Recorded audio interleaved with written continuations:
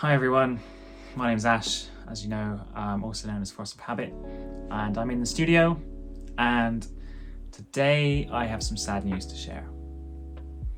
Force of Habit is stopping all game development work and all devlogs, and is no longer going to be a name that I use to do any sort of game development. There's a number of reasons, and I'll go into those now. So the first reason is the Twitter account was taken offline in May last year, and it was taken offline by Twitter. It was suspended by Twitter for posting some really horrible things, and that wasn't myself doing that. That wasn't someone else in Force of Habit doing that. The account was compromised, and it wasn't compromised through a password being hacked or leaked, and it was compromised actually through a connected app token. So if you've ever used login with Twitter on any websites, then those websites hold your OAuth token, and with that token, if you've given that site permissions to post to your account, then using that token, services can tweet on your behalf. So Later, Buffer, all of those tools will connect to Twitter using login with Twitter, and I don't know which one it was. I don't know, some service that looks at your tweet data and gives you some word cloud or something got compromised, and terrible things happened, and those 7 or 8 years of audience building, of video game history is all lost, and that was particularly upsetting. I've submitted a number of support requests, and there's not anything I've been able to do to rectify that problem. That was the primary social channel that we were using for those several years. That was before starting this YouTube channel and really having devlogs and doing work on that. Yeah, and the situation really sucked. Not much else to say on that. So I'll give you some advice on how you can stop this happening to you. So first of all, use a password manager. Don't duplicate passwords across sites, obviously. Use two-factor authentication on all platforms where it's possible. This involves having a text message when you log in to stop other people compromising you. And then perform an audit of your Twitter account. So go into your settings, look at your connected apps, and if you have things in there that you don't recognize or you're no longer using, then be sure to remove them. You never know when something bad is going to happen, so keep things tidy. Last but not least, ensure you export your Twitter data. If you get suspended, you can't see who was following you and you can't see who you were following. So I may have made friends in the industry through events and going to conferences and exchange contact details or following on Twitter. I don't have any access to whoever those people were. I have no way of knowing that, so it's a double whammy. It's incredibly upsetting, as I've said. But I'd like to move on to some of the other reasons now. So, secondarily, there's been very little progress on game projects since about 2018. I've done a number of game jams, I've made a number of prototypes, they've done really well. They've came in top 10 categories in the Ludum Dare voting. But I've come across a number of technical blockers, like creative blockers or aspirational blockers, scope creep, but also just not being able to find a direction for what I'm doing. And for that reason, I've not been able to progress on things.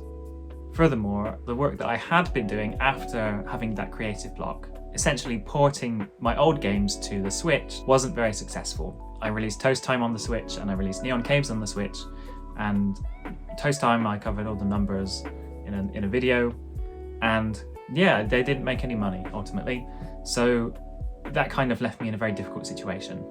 Despite winning awards in art design, in best IP, being award winning and getting good coverage of your games in the press and things like that doesn't equate to sales. So that's all I can say on that. Next, I'll add that working on your own for 10 years, or 6 years I suppose, since my co-founder Nick left, is incredibly difficult, and there's no cure for that.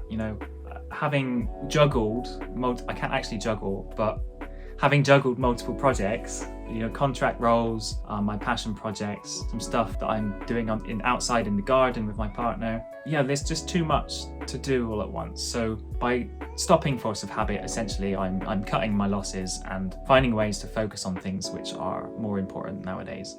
And with not having enough time and having a lot of pressure to succeed and have my passion projects make money, I was putting in a lot of hours. I think for the Toast Time Switch release, it might have gone up to 300 hours in one of those months, which is just, I mean, there's 40 hours a week, and if you do 4 weeks, that's 160 hours. So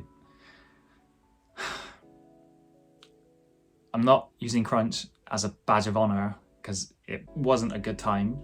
But when you're trying to bring something new to an audience and find success, then you know, it's a self-dictated pressure that I always put on myself, and it's not very healthy. So less of that in the future. Burnout is very real, and I've come very close and managed to dodge it. So yeah, just take regular breaks, lie down with your eyes closed, take a step back and really have reflection time, because otherwise you will just, you know, work too hard, essentially. And with working too hard and trying to get games out as a one-man studio, you can't do everything. You can't keep your community engaged. You can't constantly write posts on Twitter and engage with everyone that's there. You know, community management's a full-time job, social media is a full-time job, marketing's a full-time job, development's a full-time job, doing the art on a game is a full-time job. You know, music's a full-time job. There's only so much one person can do, right?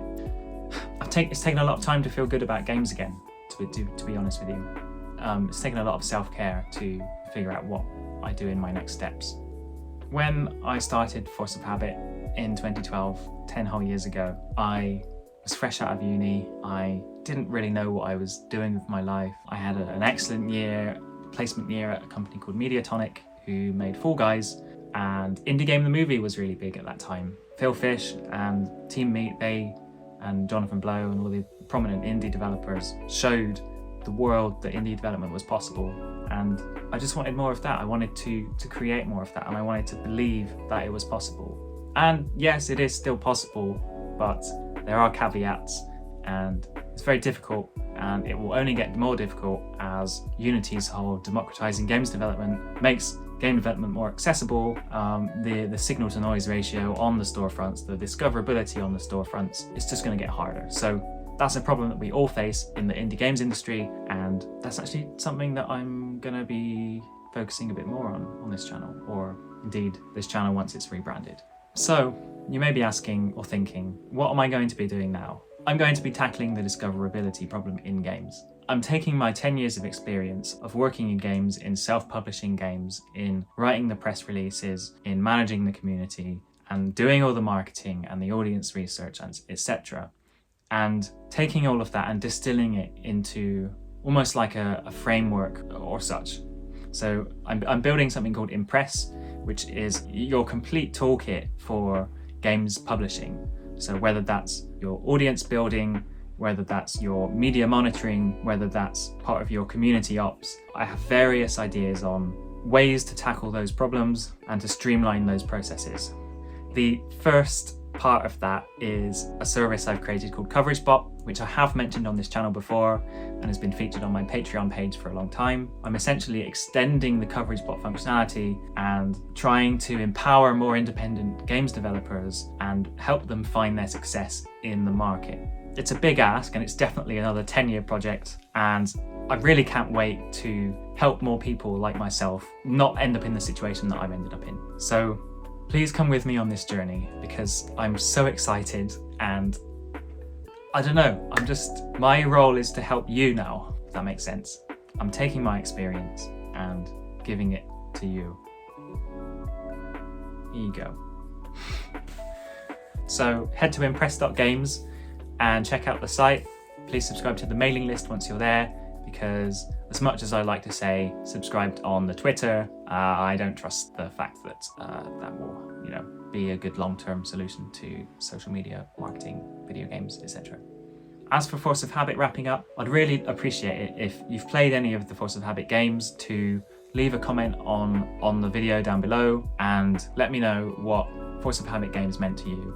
If you played Toast Time at a conference or had a night of Friendship Club with your friends, or any of our games really, if you've played Make Nines and enjoyed the puzzles, please let us know in a comment, and I will be including all of the comments on the website forever as a sort of in memoriam service to Force of Habit as I move on.